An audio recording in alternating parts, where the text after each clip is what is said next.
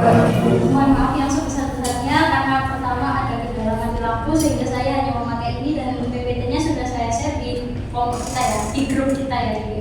Jika berkenan, mohon dibuka di HP masing-masing. Di sini saya akan membahas tentang self quest, menemukan diri asli di balik filter kehidupan. Silakan angkat tangan bagi teman-teman yang 180 derajat berbeda dengan antara real dan di sosmed. Pasti di antara kita semua pasti di antara kita semua atau mungkin hampir kita semua itu pasti memiliki perbedaan yang sangat signifikan.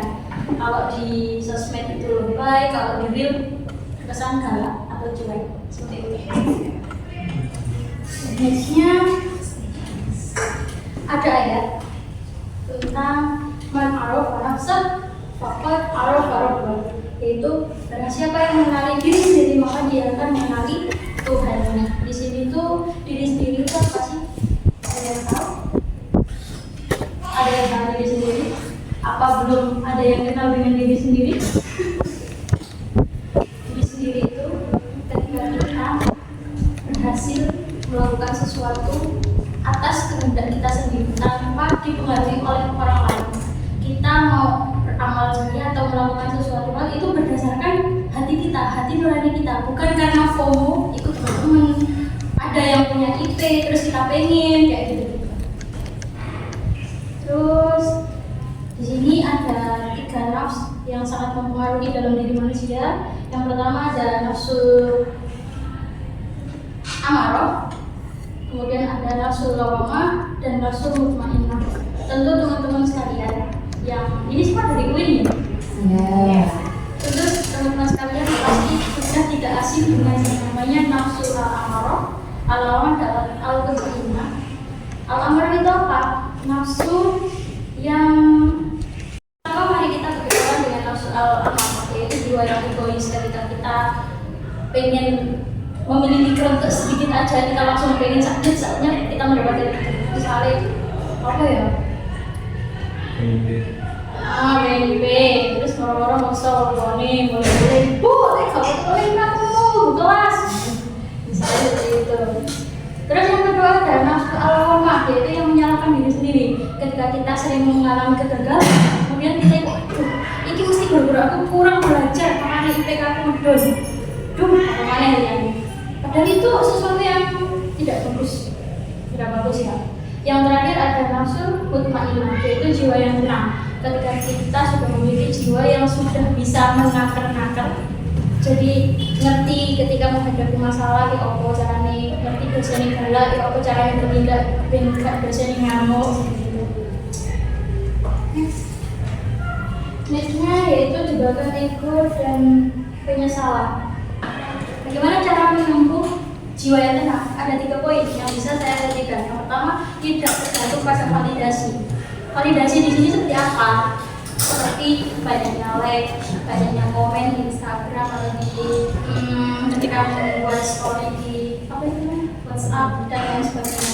Yang kedua ada otentik, yaitu sama di depan dan sama di belakang. Jangan mengubah diri kita demi mencari validasi orang lain.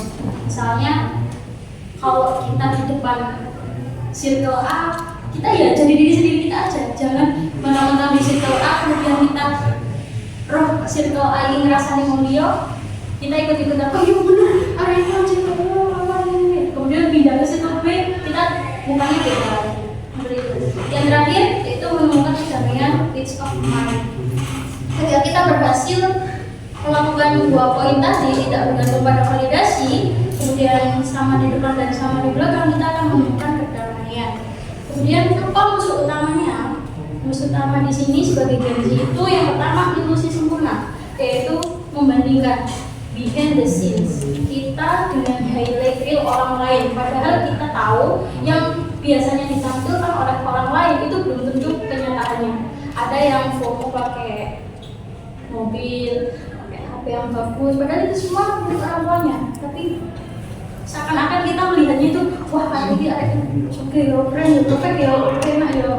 Kemudian konten palsu, yaitu follow dan like sebagai harga diri sejati. Menganggap kalau postingan berarti kita itu friends gitu.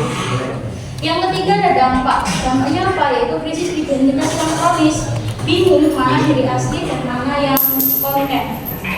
Jadi kita akan mengalami kebingungan mengenali diri kita sendiri atau kehilangan jati diri kita karena menuruti kemana atau FOMO.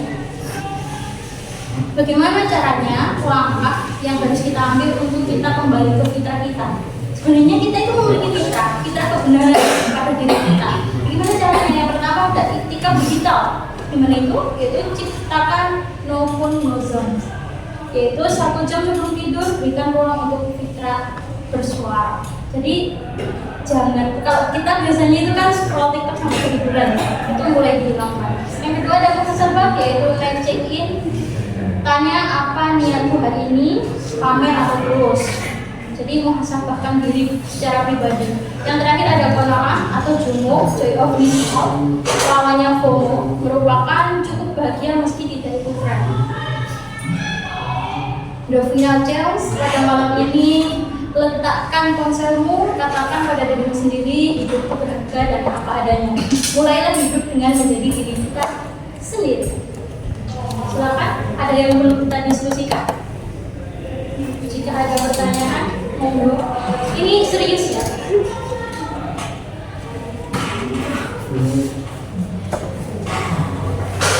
Gimana teman-teman? Apakah sudah ngantuk dan sibuk? Sudah tidak ada yang diskusikan? Mas Arif, Abdullah, mungkin mau bertanya.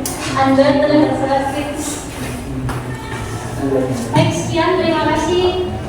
Mohon maaf yang sebesar-besarnya atas kekurangan hari ini. Sekian. Wassalamualaikum warahmatullahi wabarakatuh. Waalaikumsalam.